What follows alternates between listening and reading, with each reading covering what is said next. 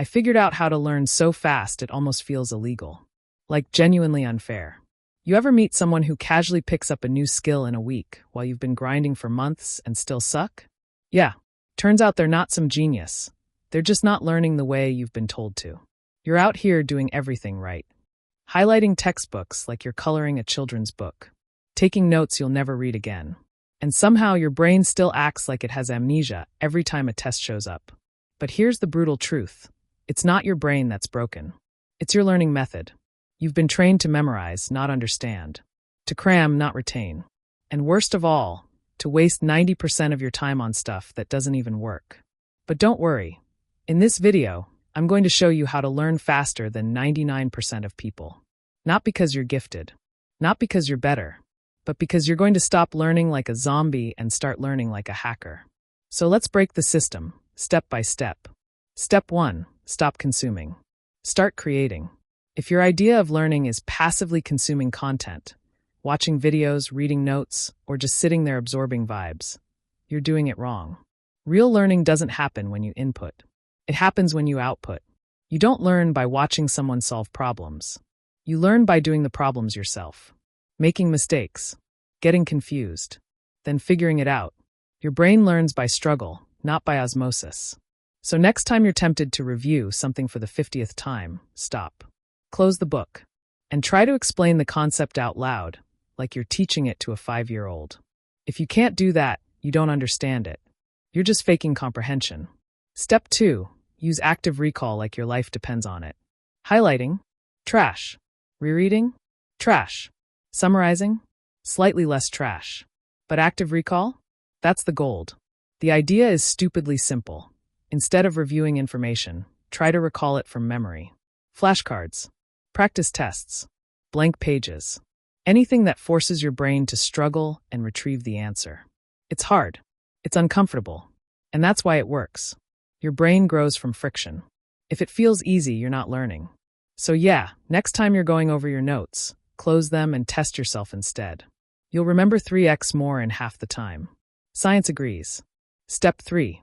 Stop multitasking, you absolute disaster. No, you're not just checking notifications. You're destroying your brain's ability to focus. Every time you switch tasks, your brain pays a tax. It resets. You lose momentum. You start over. And then you wonder why studying feels like running in sand. You don't need focus for 5 hours. You need full focus for 25 minutes. One task. One goal. 0 distractions. Use the Pomodoro technique if you must. 25 minutes on, 5 minutes off. Do that 4 times, and you'll get more done than someone who studied for 6 hours while scrolling TikTok every 3 minutes. Step 4. Forget about time. Focus on outcomes. Some people study for 6 hours a day and learn nothing. Others study for 30 minutes and crush it. Why? Because smart learners measure output, not time. Don't ask, how long should I study? Ask, what am I trying to learn? If you can learn that thing in 20 minutes, you're done. If it takes 2 hours, so be it. Time spent is a vanity metric. What matters is progress. So instead of saying, I studied for 3 hours, try saying, I mastered these 3 concepts.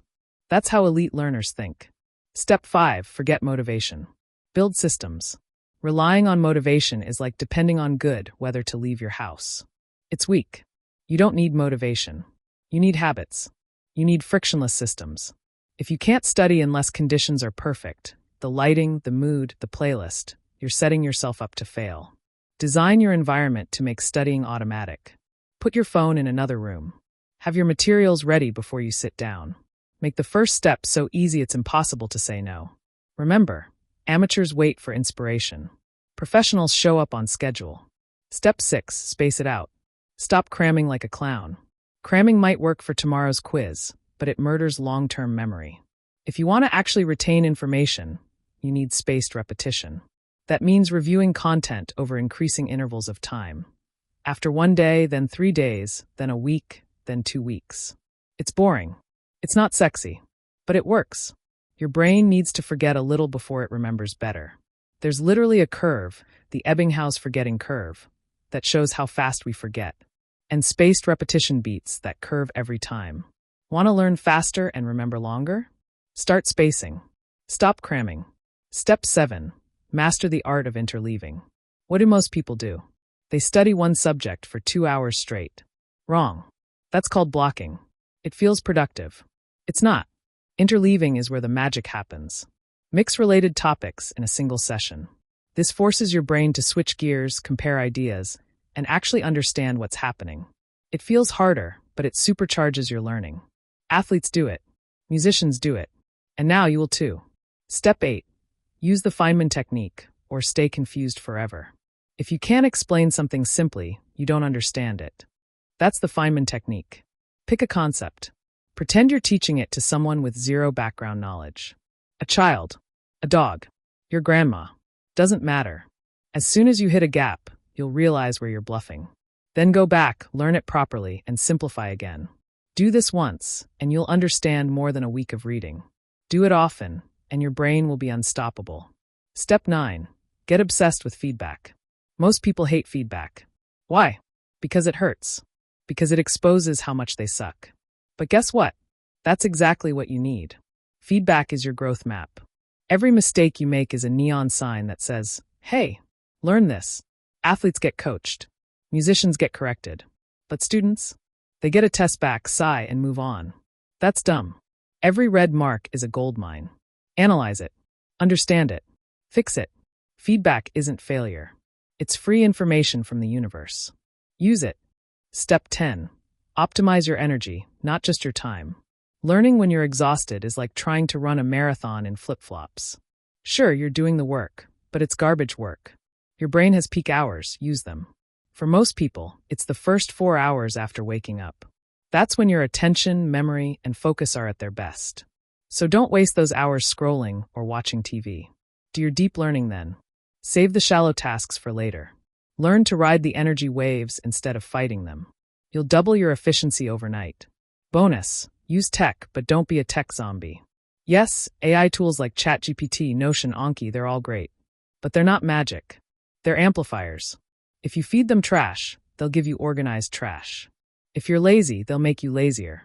But if you're intentional, they'll make you a machine. Use AI to quiz yourself. Summarize notes. Build study plans. Don't let it do the thinking for you. Let it support your thinking. Big difference. Tech is a tool, not a crutch.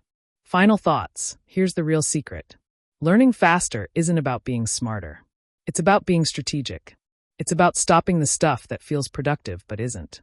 It's about facing the hard stuff instead of avoiding it. And it's about building a system that works even on days when you don't feel like it. You want to learn faster than 99% of people? Then stop acting like the 99%. Stop romanticizing the grind and start optimizing the process. Most people confuse effort with progress. Don't be most people. And hey, if this video didn't make you at least question how you've been learning your whole life, then either you're already a genius or you weren't paying attention. But if you did learn something, and I hope you did, share this with that friend who's still rereading the same notes for the 10th time. They need help. And maybe, just maybe, they'll thank you later.